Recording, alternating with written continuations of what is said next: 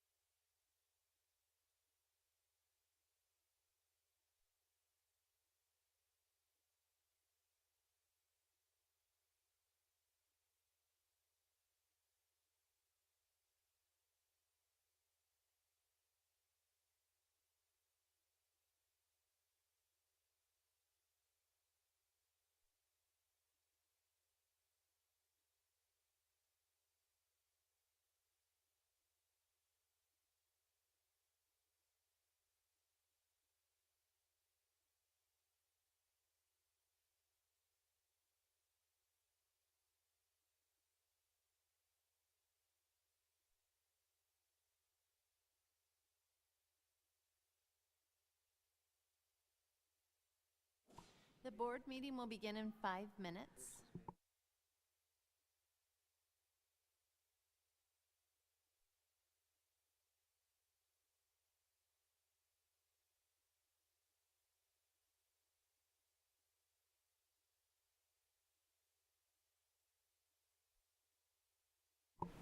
The October 4th, 2024 State Board meeting will now come to order. Good morning and welcome to the October 4th, 2024 State Board of Education meeting. Board members, please engage your microphone before speaking and turn them off when you're finished speaking. Please note that board members may be using their cell phones and laptop computers to access the agenda and information related to this meeting. Live streaming is available through the State Board of Education website. Would the recording secretary please call the roll? Patsy Kojans. Here. Lisa Fricke. Here. Patty Goebbels. Here. Jacqueline Morrison. Kirk Penner. Sherry Jones. Here. Elizabeth Tegmeyer. Here. Deborah Neary. Here.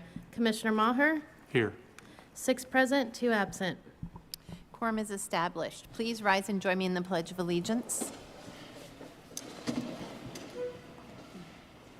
I pledge allegiance to the flag of the United States of America and to the republic for which it stands, one nation, under God, indivisible, with liberty and justice for all.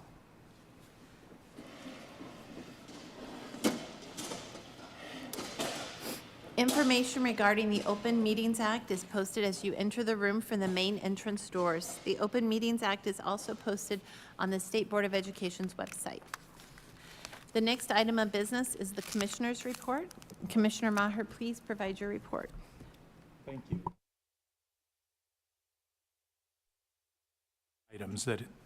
Thank you. There are no items that have been requested to be removed from the consent agenda. If board members wish to remove any item from the consent agenda, please fill out the form at this time. Any items removed from the consent agenda will be taken up under additional business. Most of my report today will focus on literacy and detailing our literacy plan. But before I launch into that discussion, I have 2 topics that I wanted to share briefly.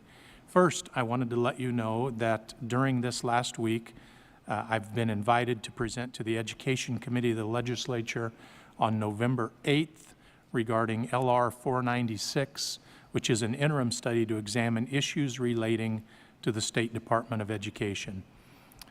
Questions that the Education Committee would like me to be asked are forthcoming, but I'm hopeful that it'll provide me an opportunity to share some of our current initiatives, our legislative priorities, and our biennial budget requests.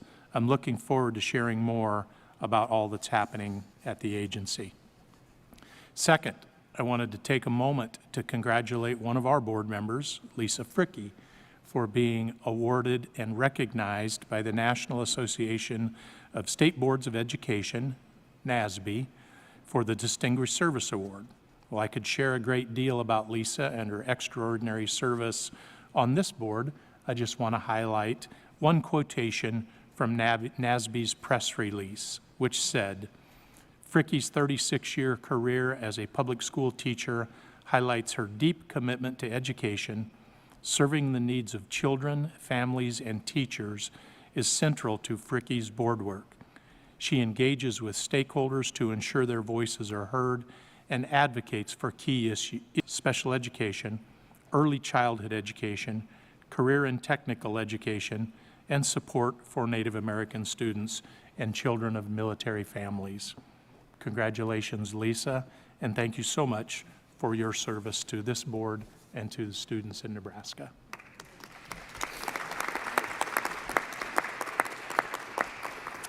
I'm going to do the remainder of my report standing.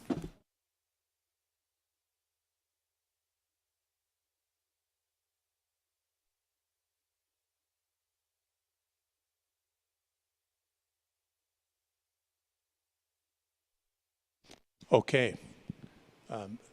Drew and David have trusted me with some of the technology, so we'll see if their trust was put in a good spot or not. I want to talk today about the Nebraska Literacy Project and what we have going from a literacy perspective at the Department of Education. As you know, our vision at the department is to foster a culture of proficient and lifelong readers in Nebraska and unlock student potential for learning, earning, and living through a focus on evidence-based reading instruction. Simply put, when I think of our vision, I think, what does that really mean? And simply put, this is my words, really, I just want to make sure that students in Nebraska can read a little bit better tomorrow than they can read today. How do we do that? What do we do? I would tell you as a board, there's been a lot of conversation recently about money that we have come across in terms of federal grants. As you know, we reappropriated ESSER funding to the tune of $6 million a few months back. And money has come our way for this issue. But the goal of addressing the literacy issue is not new and didn't follow the money. It's been a goal of this board for quite some time. And the goal really is quite specific and quite simple, at least to understand. And that is to increase third grade reading proficiency on the NSCAS ELA to 75% by 2030.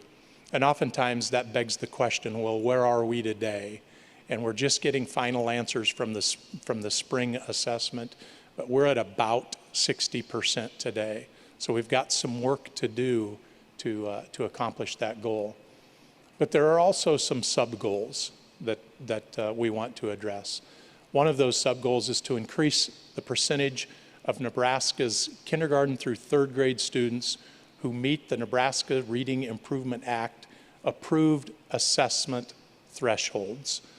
Along with that is a screening device which gets students into an individualized, an IRIP, help me, Ryan. I don't know why I lost that, an individualized reading improvement plan in our schools. So how many students are on an IRIP? What happens with that number over time as we put this plan in place? And then finally, to ensure that 100% of our Nebraska educator preparation programs are implementing evidence-based instruction for teachers grounded in the science of reading. So it's an all-in approach. Let's make sure our schools are developing teachers and developing quality readers. Let's make sure that our teacher preparation programs are on board with what's going on in our schools. So far what we've talked about was one vision, 3 goals, and now 5 tenets. How do we make sure that those goals come into play? The 5 tenets are a professional learning system that's grounded in the science of reading. A second tenet deals with curriculum and teacher preparation aligned to evidence-based reading instruction. A third tenet is to make sure that we have regional literacy coaches in collaboration with our ESUs. A fourth tenet is to make sure that we're collecting data to evaluate the effectiveness of the program and not simply participating in activities, but making sure that we're effective in what we're doing.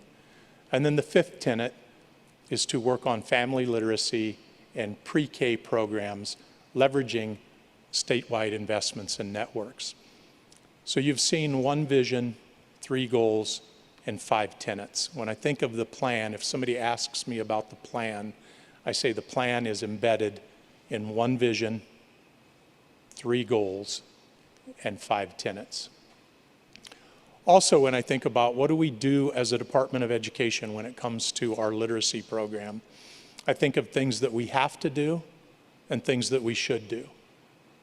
As I mentioned earlier, the concept of improving our literacy scores has been around for a good long time and certainly predates my time in the position as commissioner.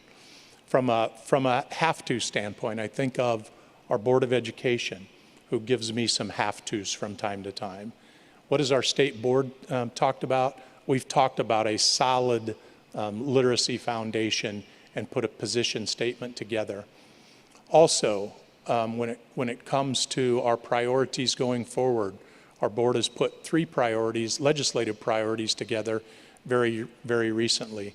And one of those priorities was talks verbatim about the literacy goal, making that a high priority for our board. So this being a priority for our board, again, is nothing new. Also, we've had legislation over the last several years that has asked the Board of Education, the Department of Education, to really look at literacy across the state. There was the Nebraska Reading Improvement Act in 2018, and more recently, a request for a report on struggling readers from a year ago. We just put our first submission in on that ahead of the September 1st deadline just a month ago. And then also out of this last legislative session, there's a literacy professional learning system that has been asked to be put in place. And I would talk about 3 specific items that came out of that state statute. One was we were asked to put together a literacy plan for a statewide literacy plan. And that's what you see today, that 24-page plan that you have in front of you. And that's what we're talking about here right now. That is as a result of that state unicameral action. A second thing that came out of that was that they asked us to put together literacy coaches, statewide literacy coaches, and I affectionately call it a dance that we do with the educational service units in the state of Nebraska to make sure that we can scale the plan statewide. I can tell you I've had conversations and we're really working hand in hand with Larry Ann Polk. Dr. Polk, thank you for being here today, to make sure that with the ESU Coordinating Council and our ESUs across the state, we accomplish that vision of the legislature to make sure that our literacy coaches are statewide. And in addition to those first 2 elements, there was an appropriation of $1.8+ million to be able to see that through. So those were some things that are really important in terms of developing a focus on literacy going forward. Well, what about funding? How do we take care of funding? One of the things that we talk about when initiatives come up are, where are the resources? Are there resources to accomplish what we want to accomplish here? And that's this role right here. Quite frankly, resources are not an issue for us on this topic. We have the pandemic relief funding. That's the ESSER funding that I talked about earlier. We reappropriated $6 million earlier this calendar year to go towards this reading initiative. We have the state appropriation that I just talked about, the $1.8+ million for literacy coaches and other activities in that regard.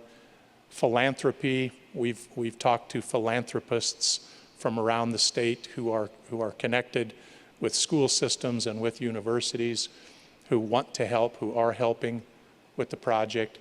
And then the big thing that came in here about a month ago is the Comprehensive Literacy State Development Grant to the tune of $55 million to help accomplish our goals. And here's what I would say about all of this funding and all of these resources, is they have not changed our goal. If you think back to the first goal that I outlined, which was to make sure that 75% of our 3rd graders are proficient on the NSCAS. None of this changes that. What I think can happen is all of this can act as an accelerant towards accomplishing that original goal. So this is a slide that was put together for me. I would not have been able to come up with this, but I will talk you through it. I think when we think about the literacy plan that we're here today to look at and ultimately as a board for you to approve, is we start with the literacy investments. What are we talking about here on the literacy investments? And you see several arrows going out from that bubble.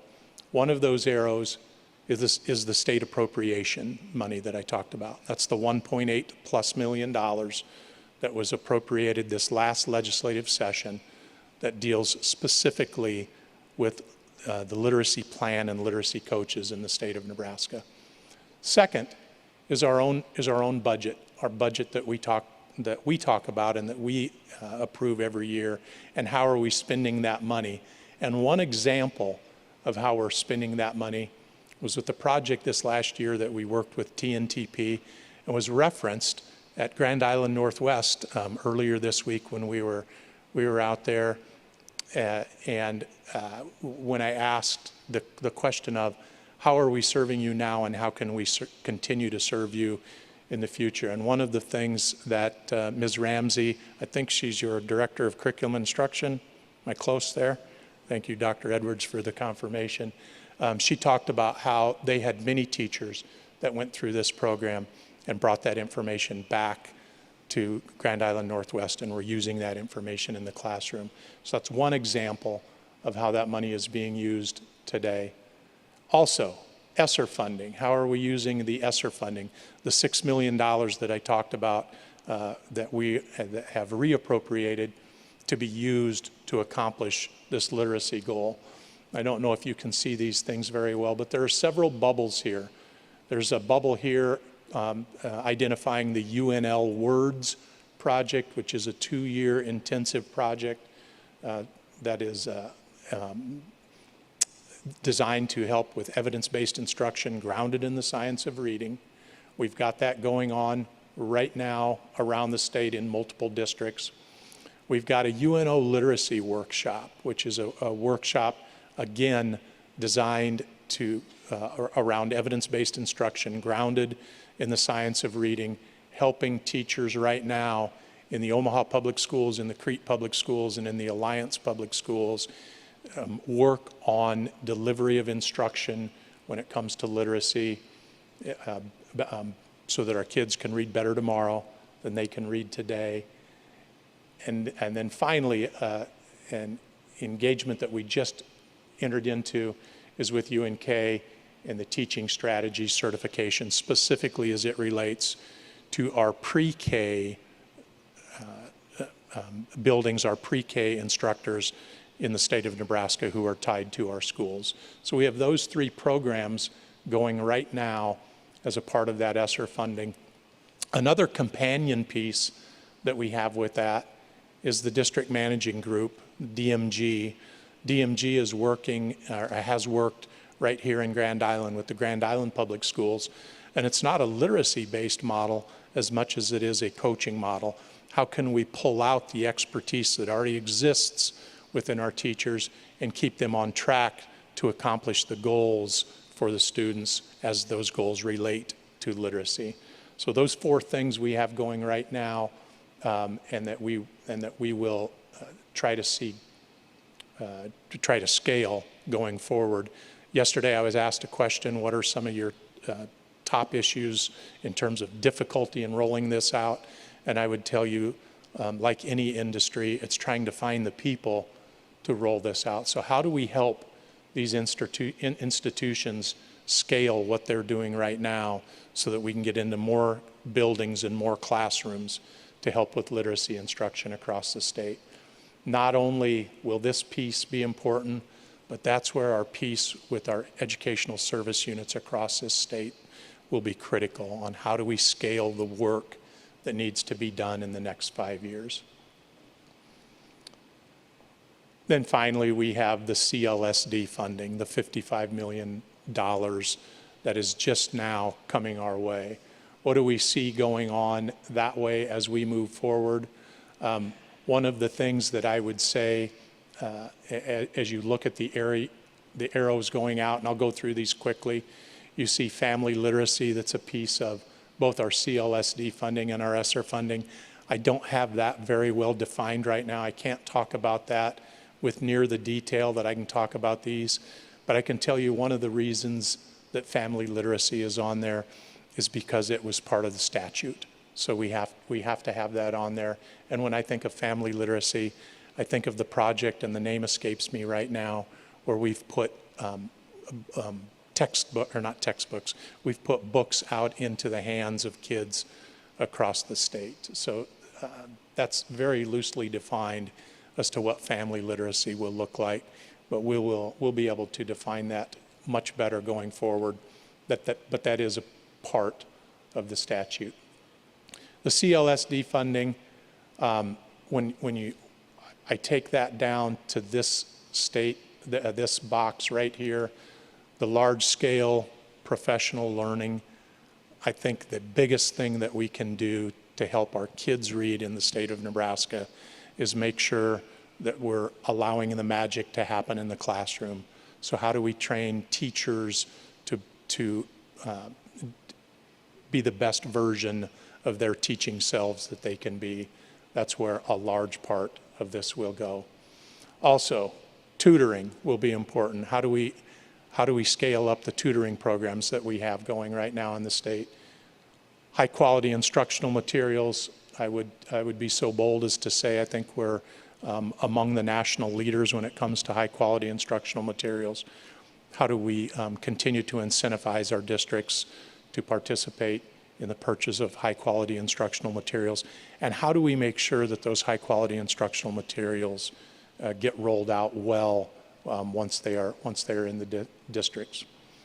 Also, from the CLSD funding, part of the grant was to work on chronic absenteeism. When I think of that from a board perspective, that is also one of the board priorities on how do we work with chronic absenteeism in our schools. And it's simple, and in its simplest form, if you say, how can that be in the literacy piece here? I would contend that for us to teach our kids well, they need to be in school to learn what it is we want to talk to them about.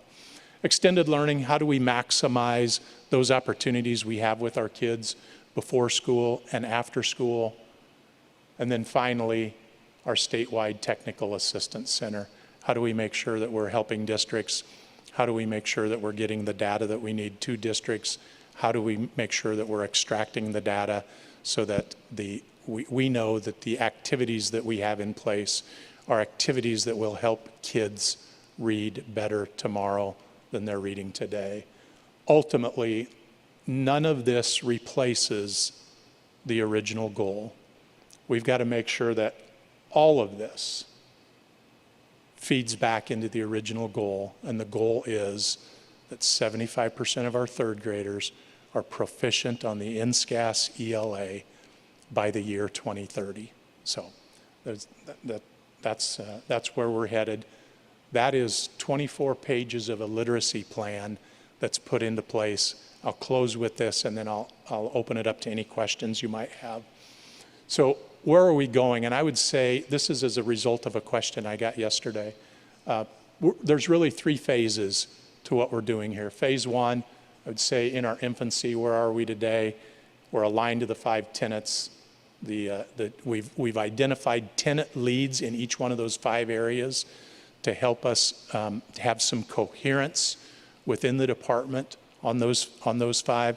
We've engaged our ESUs through their CEO, Dr. Polk, who's with us here today.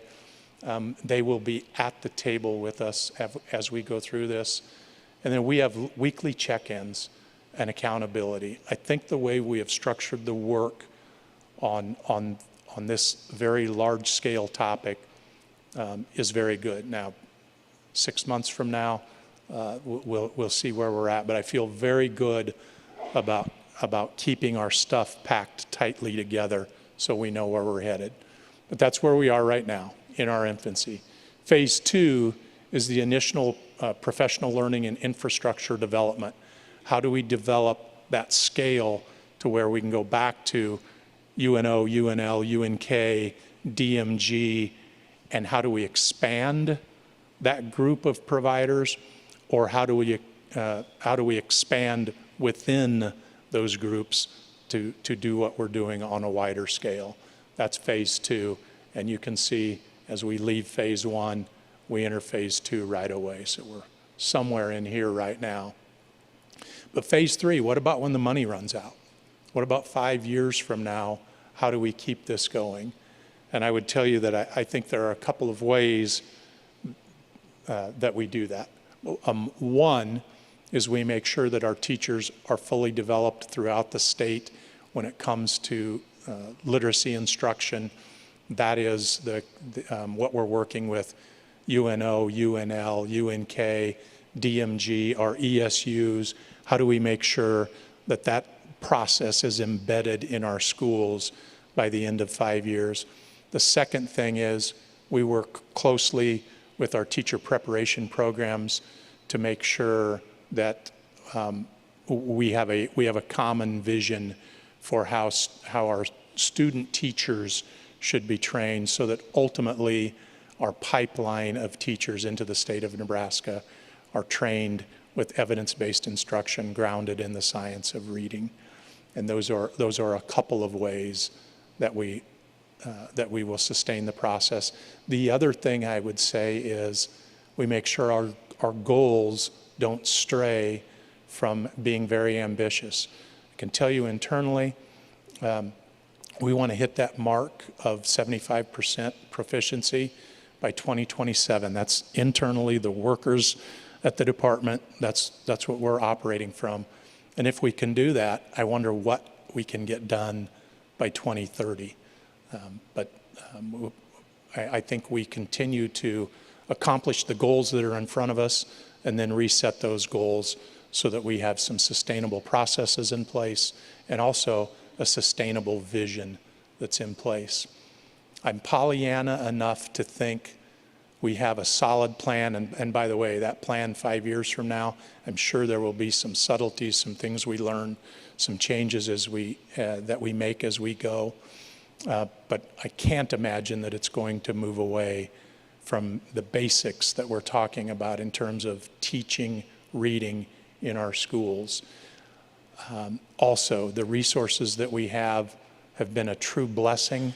I don't want to lose sight of that, but not only do I not want to lose sight of that, I don't want to waste the resources that have been given to us.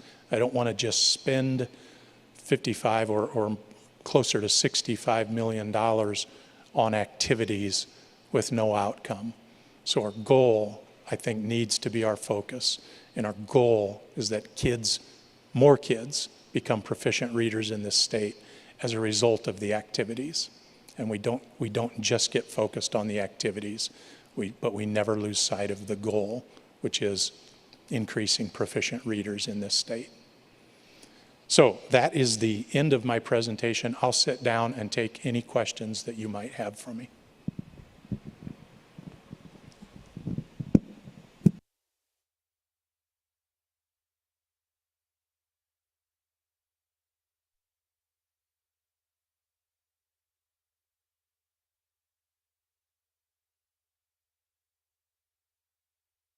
Are there any questions from board members? Questions or comments? Lisa? Commissioner, I was wondering, could this PowerPoint be sent out to board members? Thank you.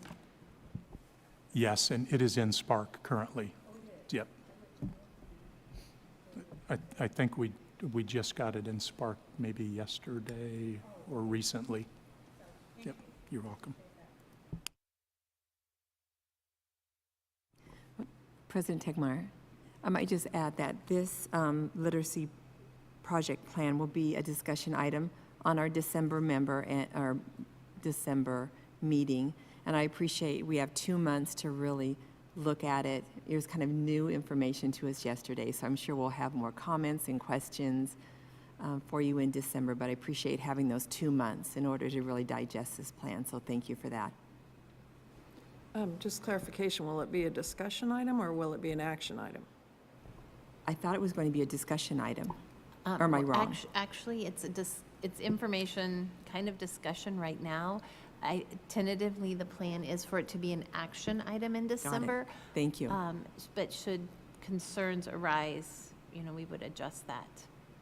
So Thank you for the correction. In 2 months, ought to give us enough time to be ready to yes.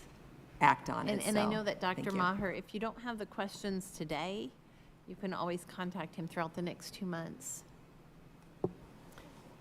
And I will say that, I mean, because it appears that we're all just sitting here and we don't have any questions, but we had quite a discussion yesterday in committee meeting and really talked through a lot of questions that we had. So there has, at least from the committee perspective, there was a lot of discussion and really compliments relative to the statewide literacy plan.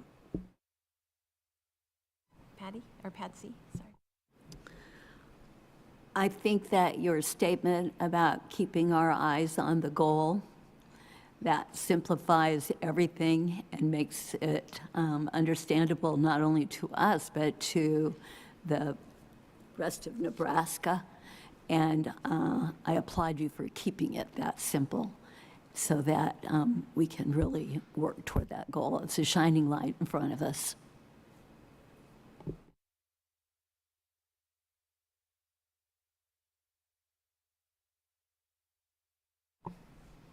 Right, well, I was not in on that committee discussion, but I know that this board has been discussing alongside our staff for many months literacy. And so I appreciate the hard work and thoughtfulness and the way that you have taken the board's input and combined that into the plan. So thank you, good work, and look forward to hearing, actually seeing this become our action item next time. All right, yes, Lisa. Kind of from the origins of making reading a priority, I have to thank Senator Patty Pansing Brooks and Senator Lenahan went around touring to see throughout the state what reading was happening in the classrooms. And ever since then, a lot of organizations, our state board, we had already been doing a lot of that, but it became a major focus into what it is right now. So all of the people that helped get us here, our staff, organizations, thank you. It's really good for students, for their success.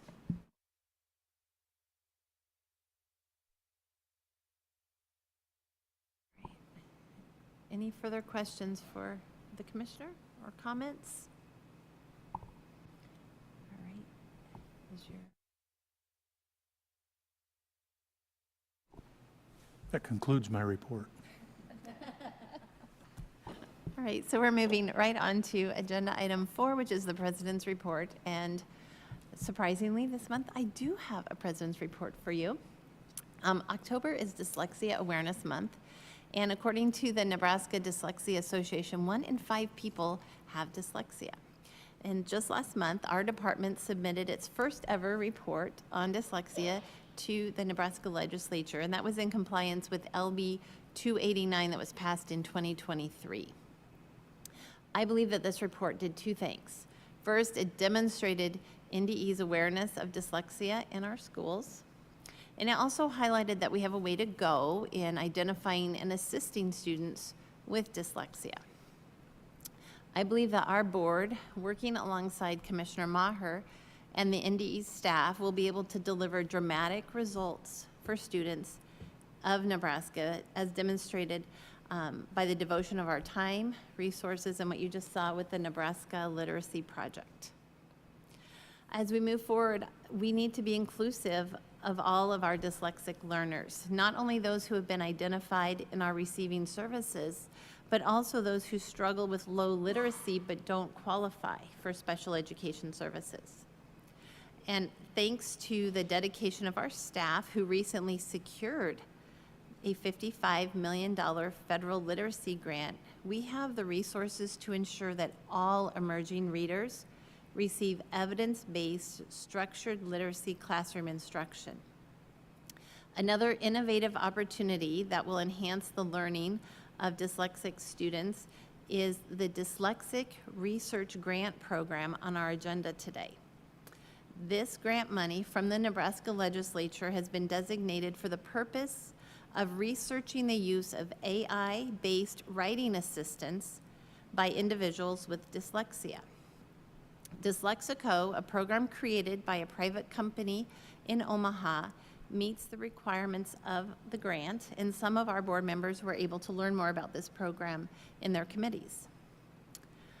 Just as I'm closing, I would like to note that last October, we didn't acknowledge Dyslexia Awareness Month, and today we've moved beyond just being aware to it to action. And so I'm proud of the work that the NDE and this board have done. And I know that if we continue to prioritize literacy and promote dyslexia awareness year-round, we will remove barriers for all Nebraska students. That concludes my president's report. I know sometimes the board likes to give input or have questions, so we'll pause here if you have any other thoughts. Okay. Well, seeing none, we are moving to our public comment period. We have not received any written comment this month, nor has anyone signed up for public comment today. So we are on agenda item 6, the consent agenda. Is there a motion to adopt the consent agenda? I move to adopt the consent agenda. I second that motion. It is moved and seconded to adopt the consent agenda. Per board policy, there's no discussion on the motion to adopt the consent agenda. Would the recording secretary please call the roll? Penner? Jones? Yes. Fricke? Yes. Neary? Yes. Goebbels? Yes. Morrison? Tegmeyer? Yes. Kojons? Yes. 6 yes, 2 absent. The affirmative has it, and the consent agenda is adopted. The next item of business are the reports from the standing committees. Agenda item 7.1, I will report on the executive committee meeting. The executive committee reports on the October 3rd, 2024 meeting of the committee. Members present were Chair Elizabeth Tegmeyer and Vice Chair Deborah Neary. There were no action or discussion items on the agenda. As an information item, the committee reviewed the policy and procedure for the collective bargaining process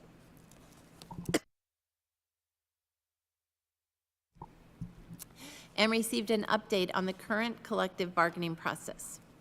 This concludes the executive committee report.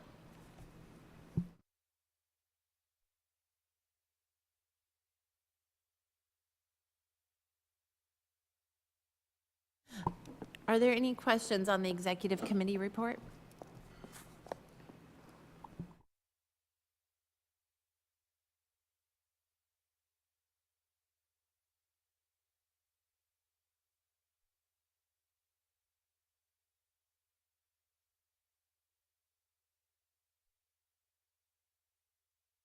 Okay, agenda item 7.2.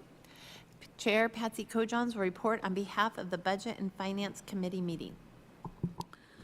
The Budget and Finance Committee reports that at its Thursday, October 3rd meeting, members present were Patsy Kojons, Lisa Fricke, Sherry Jones, and Patty Goebbels. The committee reviewed 5 action items, including grants for dyslexia research and improving adolescent health and well-being through school-based surveillance.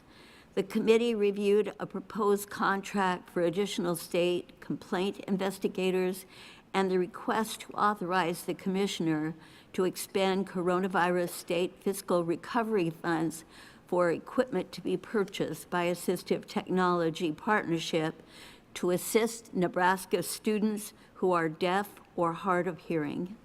Additionally, the committee reviewed NDE's deficit budget request. NDE staff noted no large issues were included in the proposed request, with all items being routine requests. The committee is supporting all 5 items for full board consideration. Lastly, the committee reviewed the monthly board travel expenses, noting no concerns. This concludes the Budget and Finance Committee report. Patsy Kojons, Chair. Thank you, Patsy. Are there any questions on the Budget and Finance Committee report?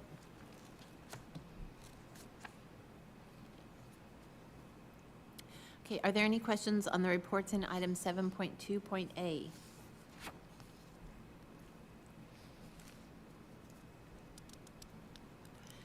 Is there a motion on 7.2.b?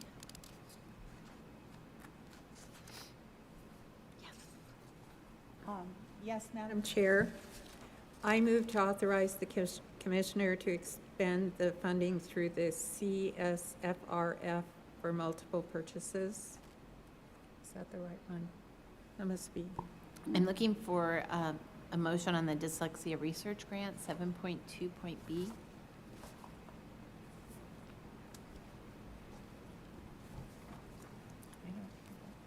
I've got one.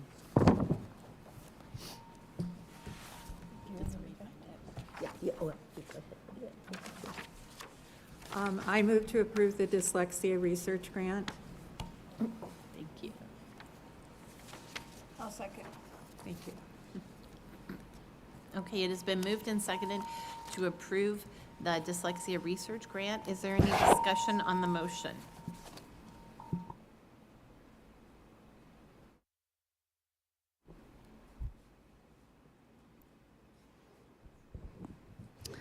Oh, I think what we heard today about the dyslexia and the plans that we have are enough to make this motion reasonable.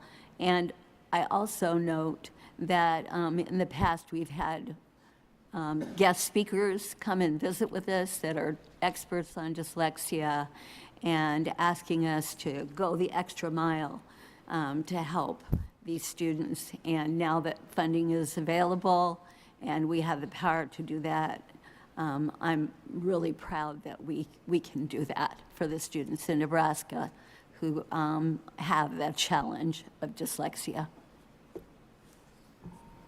Yes, thank you. Yes, we're right on the verge of that, of being really able to offer them assistance. And we've been tiptoeing around it for quite a while, so it's nice to put our feet on the ground and say, we're going to do it. I'm curious, because I'm not in the Budget and Finance Committee, did the committee get to see the Dyslexico program? Did you see a sample of it? What I was told, you're talking about the process. AI writing program? Right. Uh-huh. What I heard was, we didn't see, but there was a request for actually getting to see it work in the future if the company agrees to like come in and show it to us, because we would like to see it. It sounds like a wonderful tool to help students with dyslexia. So that's Patsy? the information that was shared. We did ask questions about that. My committee is very astute, and they ask questions immediately. But what we were given was information, statistical information about the success of the company that was chosen. And that statistical information was very impressive compared to the other organizations that are offering materials. So we're happy that that was chosen. And I guess I should have framed this for my board members. I've seen it in practice. I've seen it being used, and it's a very exciting program. So when we have the opportunity as board members to see that, I think you'll be really pleased with the assistance it provides while a student is writing. Yes, Patsy. Yeah, I'll just give this statistic for success. They had 78% showing improvement in reading with this particular company, and that's phenomenal with the challenges that these students face.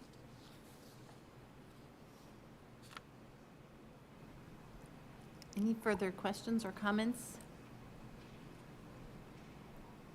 Okay, the motion is to approve the dyslexia research grant. Would the recording secretary please call the roll? Tegmeyer, Yes.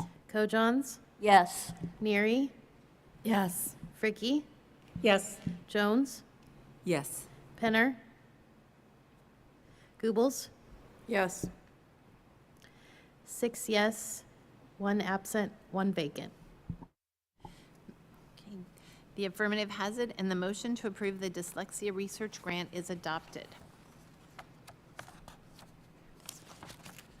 Is there a motion on item 7.2.c?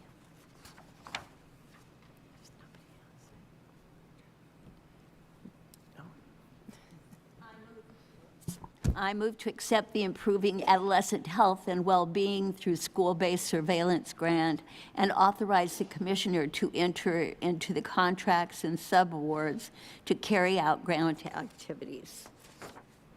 I'll second the motion. It is moved and seconded to accept the Improving Adolescent Health and Well-Being Through School-Based Surveillance Grant and authorize the Commissioner to enter into contracts and subawards to carry out grant activities. Is there any discussion on the motion?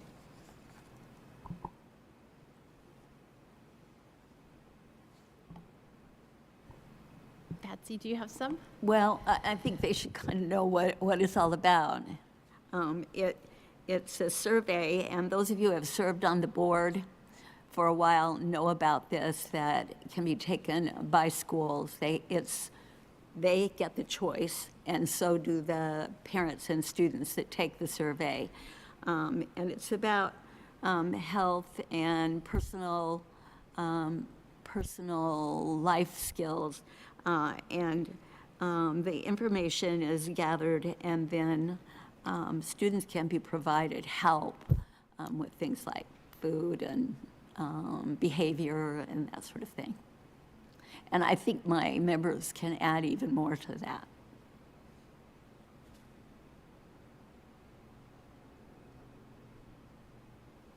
Maybe not. Patty? Yeah, there are actually two surveys involved here.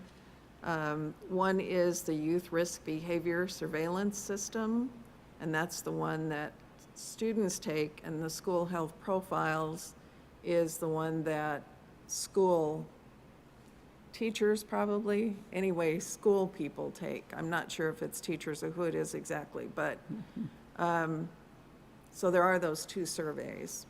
And another important thing I think to note with this is, in the past, there have been some concerns with types of items or content of items on the surveys, and those have been eliminated. This is a survey that is provided through DHHS, and so they listened to what stakeholders and people were saying in terms of some of the items and made those adjustments. Patty, I would like to ask Patty a follow-up question. Patty, do you know, you mentioned that there were two surveys, and the second one you thought maybe teachers took. Are the teachers answering that about their students or themselves? Do you know? It's about students. Okay, thank you. It's all student data, and then, of course, the data is used to, the example that was given was, in the past, the survey results showed a high use of tobacco by students, and so then DHHS could put together a promotional program to try and discourage kids from using tobacco products. Okay, thank you for that explanation. And Lisa, you had your hand up. I just wanted to share that it's an anonymous survey, and if parents do not want their child to take it, they can opt out. It's an opt-out option. We thought that it probably would have been better to have an opt-in, so that it didn't feel like it was a negative thing. And the other one that I thought was really important was the section on obesity, since we were having such a huge problem with that in our country with youth and eating habits. So.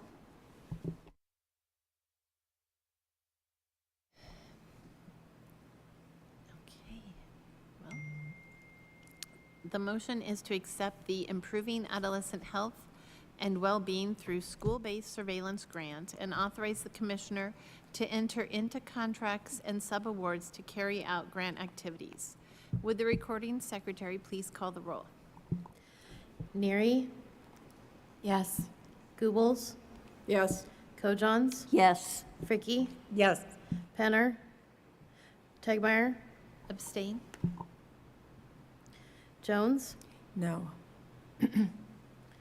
4 yes, 1 no, 1 abstain, 1 absent, 1 vacant. The affirmative has it, and the motion to accept the Improving Adolescent Health and Well-Being through School-Based Surveillance Grant and authorize the Commissioner to enter into contracts and subawards to carry out grant activities is adopted. Is there a motion on item 7.2.d?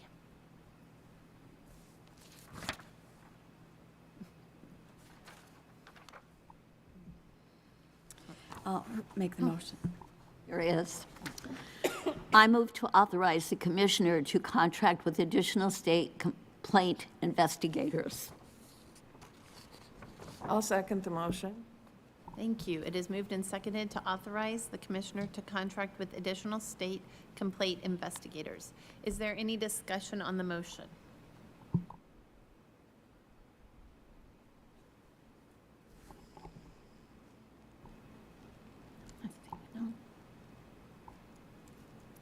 Okay, the motion is to authorize the Commissioner to contract with additional state complaint investigators.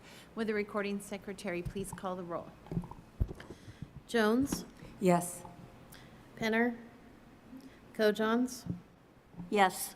Fricky, Yes. Goebbels, Yes. Tegmeyer, Yes. Neary, Yes. 6 yes, 1 absent, 1 vacant. The affirmative has it, and the motion to authorize the Commissioner to contract with additional state complaint investigators is adopted. Is there a motion on item 7.2.e?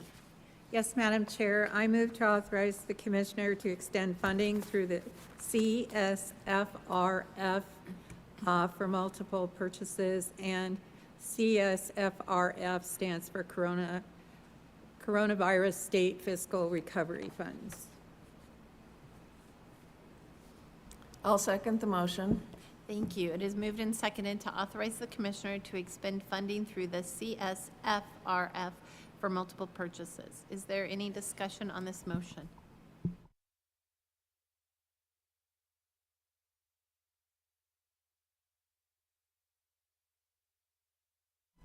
The motion is to authorize the Commissioner to expend funding through CSFRF for multiple purchases. Would the recording secretary please call the roll? Kojons, Yes. Jones, Yes. Fricky, Yes. Neary, Yes. Goebbels, Yes. Tegmeyer, Yes. Penner. 6 yes, 1 absent, 1 vacant. The affirmative has it, and the motion to authorize the Commissioner to expend funding through the CSFRF for multiple purchases is adopted. Is there a motion on item 7.2.f? Yes. I move to authorize the Commissioner to approve the 2024-2025 deficit budget request submission. Second. It is moved and seconded to authorize the Commissioner to approve the 2024 through 2025 deficit budget request submission. Is there any discussion on the motion?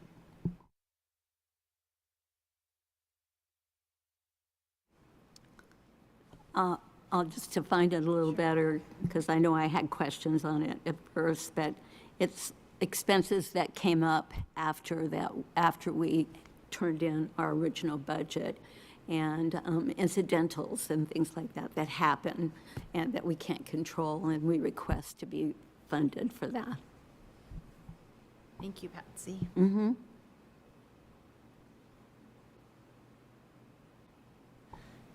The motion is to authorize the Commissioner to approve the 2024 through 2025 deficit budget request submission. Would the recording secretary please call the roll? Fricky, Yes. Jones, Yes. Goebbels, Yes. Kojons, Yeah. Neary, Yes.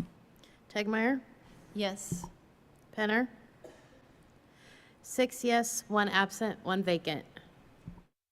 The affirmative has it, and the motion to authorize the Commissioner to approve the 2024 through 2025 deficit budget request submission is adopted. We are agenda item 7.3. Chair Sherry Jones will report on behalf of the Planning and Evaluation Committee meeting. Yes, the Planning and Evaluation Committee reports on their committee meeting on October 3rd, 2024. The members present were Patty Goebbels, Deborah Neary, and Patsy Kojans, and myself, Sherry Jones. The committee reviewed one action item with NDE staff providing summaries and answering questions related to the award and acceptance of the competitive grants for state assessment. The committee supports the item for full board consideration. The committee reviewed 4 discussion items related to the Nebraska Literacy Project State Plan with Commissioner Maher, which Commissioner Maher shared during his report, Rule 11 teacher waiver request, pilot process for virtual clinical observations, and a model policy for students related to authorized security personnel carrying firearms. The committee also reviewed informational items related to the Nebraska Council on Teacher Education Organizational Policies and cell phone use in schools. The committee directed the commissioner to research best practices related to cell phone use in schools and report back to the committee. This concludes the Planning and Evaluation report. Are there any questions on the Planning and Evaluation Committee report?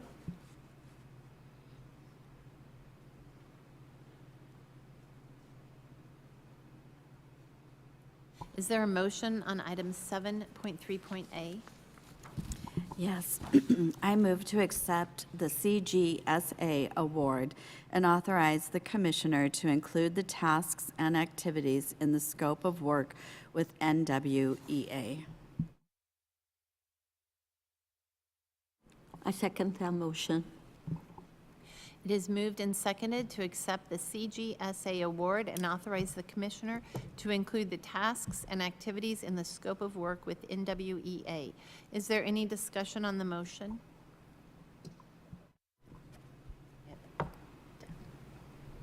I just, as exciting as everything we're doing in reading and literacy, I know many who are focused on assessment conversations are equally or more so excited about this opportunity and the amazing work that's being done by Dr. Trudy Clark and her team. This is, again, national recognition for the thoroughness and innovation and the focus on students and how we can help students and families and teachers understand the progress of the students. And so anyway, I just, a big kudos and thank you to Dr. Clark and her team for their hard work. I'd like Sure. to add, yes, thank you. Just, we had talked about this, and because of, we are spending millions of dollars on assessment, we just believe we need to make sure that the information provided is very useful and understandable, especially for teachers and for parents. And so I think this is the intention of this grant. And during year 1, there are 3 districts participating in the pilot process, and those districts are Scottsbluff, Adams Central, and Hampton, so 3 different sized schools, which I think is very valuable. And this pilot process will entail the score report templates and professional learning. So we will be getting some good feedback, I believe, from these pilot schools, so I thank them for participating. So we're very grateful for this grant. Any more input on this motion?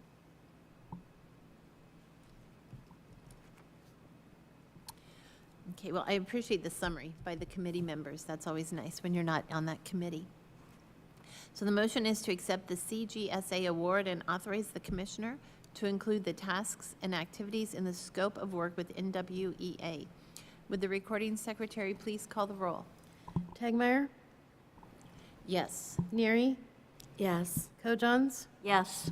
Penner, Goebbels, Yes. Jones, Yes. Fricke, Yes. 6 yes, 1 absent, 1 vacant.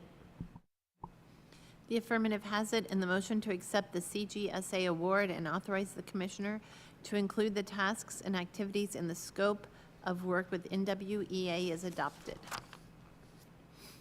So, agenda item 7.3.b is our Nebraska Literacy Project.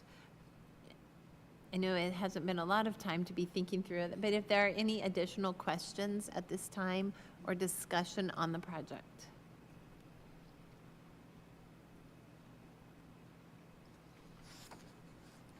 Okay, well, seeing none, we'll move to item 7.3.c. This is to approve Rule 11 teacher waiver request for Weeping Water Public Schools.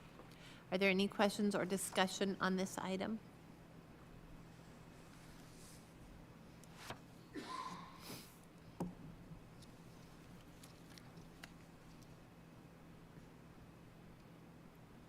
Agenda item 7.3.d, approve the pilot process for conducting clinical observations virtually for the University of Nebraska, Kearney. And this is a discussion item. So are there any questions or discussion on this pilot program? President Sherry? Tegma, I'll just add some comments here. This pilot process is for students, college students in the speech language pathology and school psychology programs. Last month, you may remember that we approved this process for the counseling department. So this is just an extension to 2 other departments. And Mr. Kent, yeah, is it Mr. Kent or Kent? Mr. Kent, okay. He provided us with some information and gave us quite a bit of information, so we're confident that they have thought thoroughly through the pilot process and also considered our input regarding students giving input about their experience. So we appreciate that added.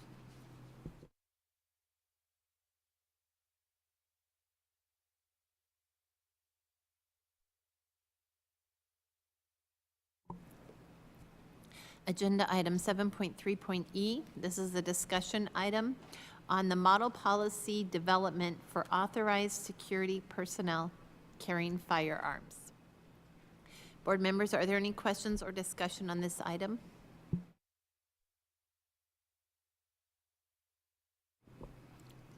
Sherry? I'll add another comment since I'm privy to some of this information and it was part of our meeting. Mr. Martin shared that it was noted during the meeting that most of this training is already required. It's a 20-hour training, and most of this training is already required for RSOs, which are school resource officers, and those having concealed carry permits. So that was a concern about the 20 hours.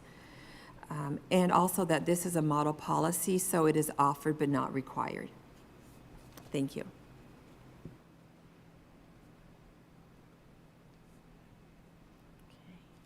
Any further comments on this item? Yes, Patsy. I thought that one of the commissioner's statements was extremely, helpful, poignant to this particular item, in that he said that he had talked to other people about it, and there had been not one question of concern after they read it. And so I think that this could be a very concerning item in our culture today, and apparently our citizens that have seen it are not afraid of this.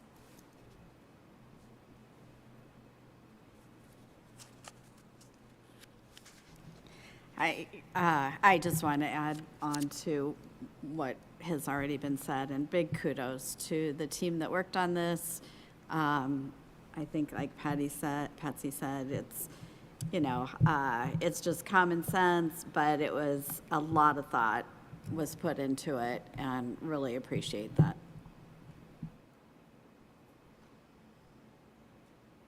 President Tegmar, we might note that this is for Class 1 and 2 districts, if people are wondering. So Class 1 and Class 2 school districts. Patsy, did you have something? Oh, okay, right. And I think that it was important for me as a board member to know that this also came about as a result of legislation. So responding to our state statute. Okay, agenda item 7.4.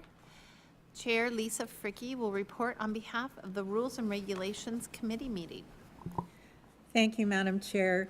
The Rules and Regulations Committee reports on October 3rd, meeting of the committee. Members present were Lisa Fricke, Kirk Penner, and Elizabeth Techmeyer.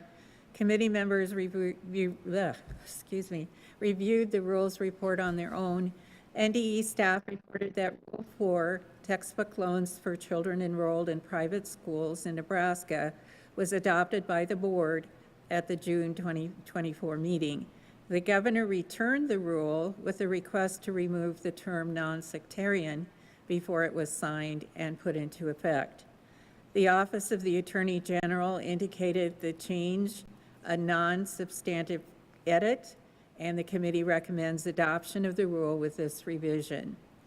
NDE staff provided information on potential revisions to Rule 21, teacher certification, and Rule 24, endorsements focusing on issues raised with the public input period and resulting recommendations. I personally would like to thank everyone who had some input. It was very valuable in our continued discussion excuse me, on this, and very appreciated. Committee members, also there were 3 letters from different people personally explaining what their concerns were. Committee members reviewed all policy issues presented and recommended, proceeding with incorporating all but one of the recommendations in the hearing drafts. The recommendation that will not be included related to safety training for alternative programs and teaching permits. The committee was not prepared to propose changes in this area at this time. We had extensive discussion on this, and we need further thought and research, and we'll take that up at another meeting. This concludes the rules report, and I submit this as chair of the committee. Thank you. Are there any questions on the Rules and Regulations Committee report?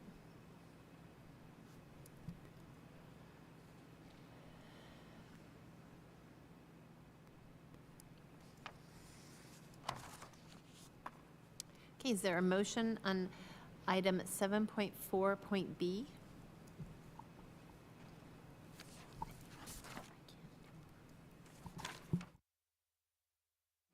I move to approve proposed revisions to Rule 4. I'll second the motion. It is moved and seconded to approve proposed revisions to Rule 4. Is there any discussion on the motion?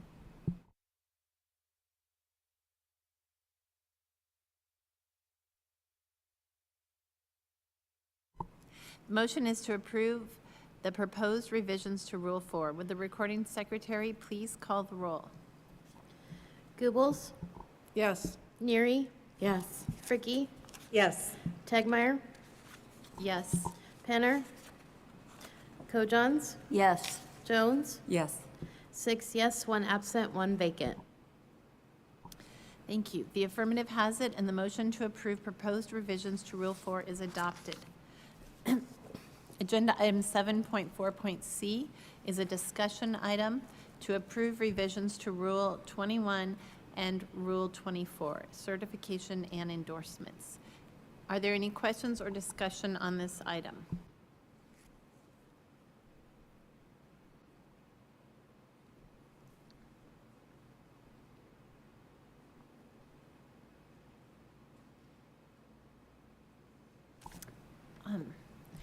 So, Madam Chair, I just want to put in some context to our discussion on the Rule 11 proposed revisions, because we did recommend that we move forward with everything but one item, and that was not because we don't care about it, but because there was a question of, does the safety requirement fit best under the safety requirement for alternative certificate holders? Does it fit best under certification, or is it more related to the employment of these people? And so is it a licensure concern or is it an employment concern? And so we were debating back and forth if it best fit in Rule 21 or Rule 10. And so that if it's in Rule 21, it might not maybe have as far-reaching effect into really improving school safety as if we put it in Rule 10. So our committee is going to continue discussion. I don't want you to go back into the notes later and think that we didn't care about student safety in those alternative certified teachers' classrooms. We do care. We just want to make sure we put it in the right place. So. Thank you, and that's why we stated that thank you for sharing those, because those are the very reasons we want to get this right. And there was a comment by a member that schools already utilize school safety, and then the concerns that you just shared. So thank you for sharing that. I appreciate it. A lot of discussion, a lot of thought and input, so thank you. Any other comments on agenda item 7.4.c?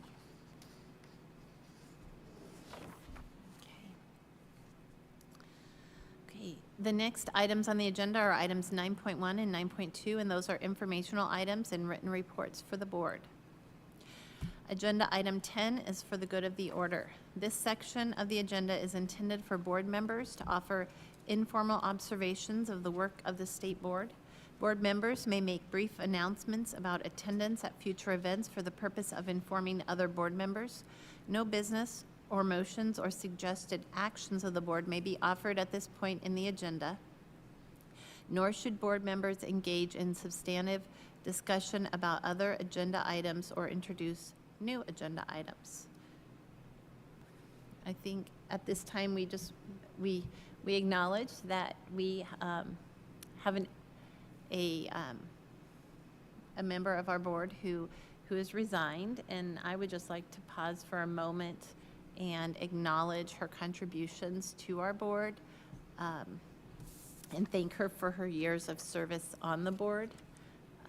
I had the privilege of being on Rules Committee for 2 years with Jacqueline Morrison, and always found her questions and her insight to be so unique, that she provided a different perspective that many of us board members didn't have. Our brains didn't operate that way, and I always appreciated that layer that she would add to our rules discussion. It was very helpful in really getting us to stretch our thinking and look at ways that we could do our jobs better. So I appreciate her time and the opportunity I had to serve with her.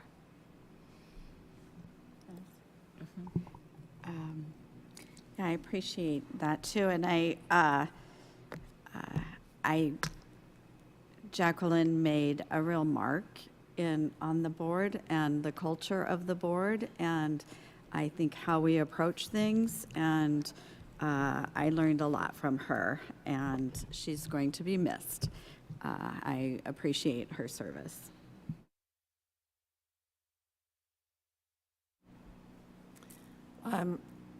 I would like to congratulate Lisa again on her award.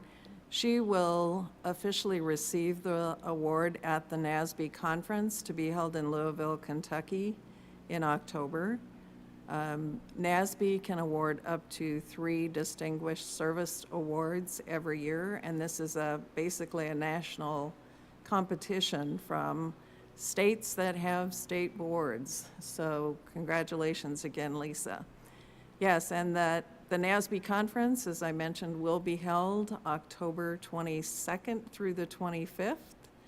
I know that we have a number of school board members who will be attending that, so I think we'll have great representation. And there are 2 NDE staff who will be presenting. Ryan Foer will be doing his very popular parliamentary procedure session. And Allison Denbesti and I will be doing a presentation on high-quality instructional materials. I also wanted just to make you aware that I have been invited to serve on a national panel at the NAFAIR National Conference. That's the National Forum for the Advancement of Rural Education. The panel is, it's called From Polarization to Progress, Leading in the Time of High Conflict.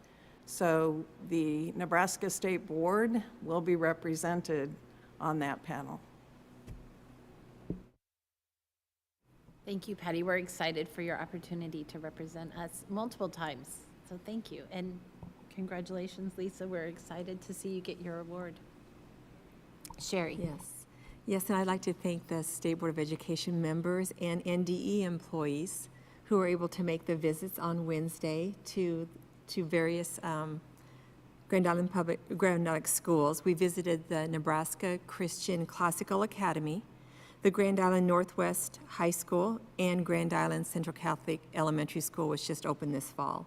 So I enjoyed showcasing some of the educational options available to Grand Island area students, actually Central Nebraska area students, because they come from quite a distance to attend some of these schools. So thank you for joining me.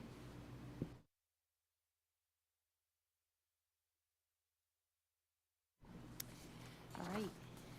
Any other comments at this time? No.